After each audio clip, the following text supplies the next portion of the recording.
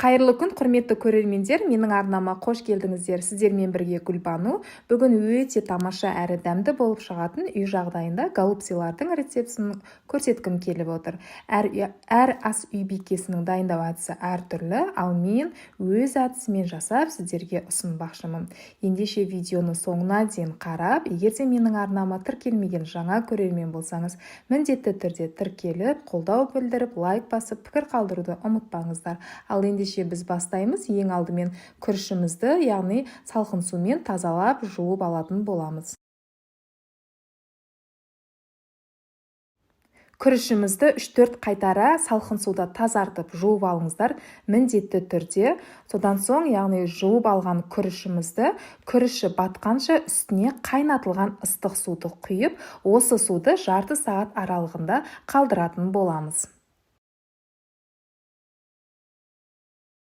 Ендігі кезекте бізге бір пияз және де бір сәбіз қажет болады. Бір пиязымызды алып, дәл видеодағыдай ұсақтап турап алатын боламыз. Осы видеоның астына, яғни описание бөліміне толық құрамын жазып қоятын боламын. Міндетті түрде сол жерден қарап, жасап көрсеңіздер болады. Келесі кезекте бір үлкен сәбізімізді, яғни үккіштің көзімен өткізіп алатын боламын.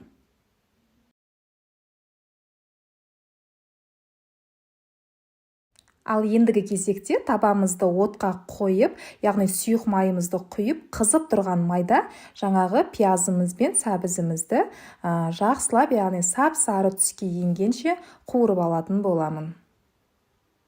Үстіне дәміне қарай тұз саламыз. Менде дәл осы тұз салған жері видеоға түспей қалыпты. Құрметті көрермен, менің арнамнан ыстық тағамдардан бөлек түрлі тәттілердің және тәтті сусындардың рецепт түрлерін көре аласыздар. Сол үшін міндетті түрде қазақ каналдарының дамуына өз үлестеріңізді қосып, арнаға тіркеліп кетуді ұмытпаңыздар, және достарыңызбен бөлісіп қойсаңыздар да болады. Мінекей біздің сәбізіміз бен пиязымыз да қуырылып дайын болды. Енді осыны суытып алатын боламыз. Бөлек ыдысқа осылай салып, яғни суытып алсаңыздар да болады.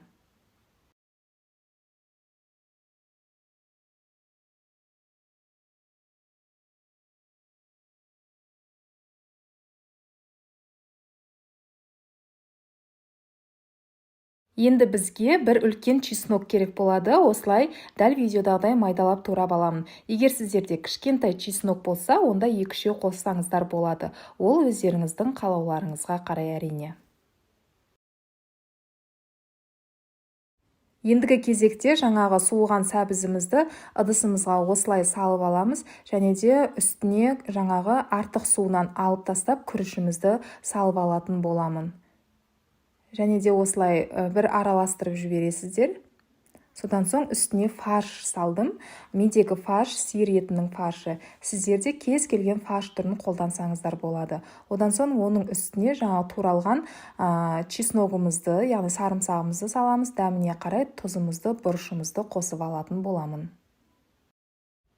Жақсылап қасықтың көмегімен немесе қолыңыздың көмегімен араластырып алсаңыздар да болады. Мінекей біздің осымен салмамыз дайын, өте тамаша болып шықты.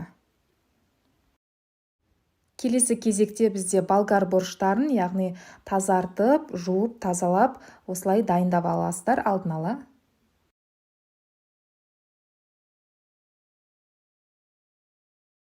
Келесі кезекте бізде дайындап қойған болгар борщтарының ішіне фаршымызды салып, толтырып алатын боламын. Дәл осы рецепт бойынша жасап көріңіздер, сіздерге 100% ұнайды деген сенімдемін. Жасап, жақындарыңызды қуантып қойыңыздар дегім келеді. Дәл осы рецепт бойынша менде барлығы 12-13 үштік шықты.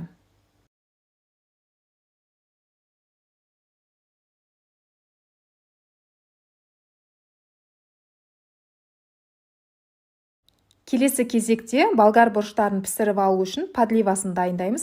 Ол үшін бізге пияз қажет, пиязды жіңішке етіп турап алатын боламын. Және де бір сәбізді үлкендеу бөліктерге, яғни осылай бөліп алатын боламын. Бұл жерде көкөністерді өз қалауларыңыз бойынша қосуға және де турауға болады. Бұл өздеріңіздің қалауларыңызда. Келесі кезекте 4 картобымызды ірі бөліктерге бөліп шығамын. Осымен біздің көкөністеріміз дайын. Келесі кезекте подливамызды қуыруға кірісеміз. Ол үшін қызып тұрған майда пиязымызды салып, сап-сары етіп қуырып аламын.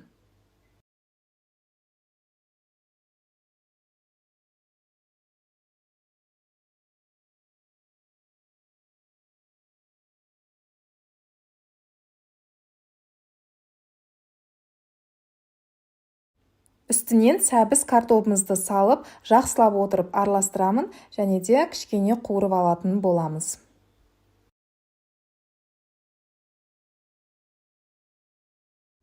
Бір ас қасық томат пастасын салып қызартып алатын боламын.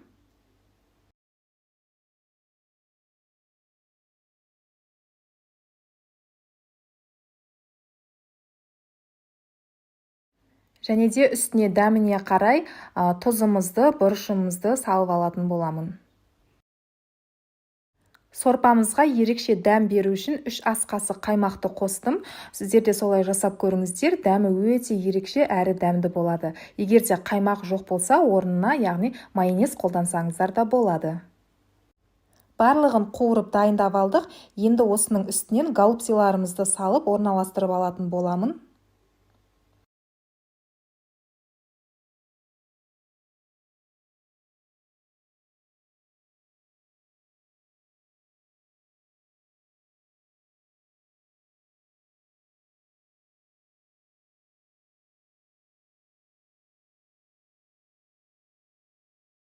Енді осының үстіне салқын суымызды құйып алатын боламын.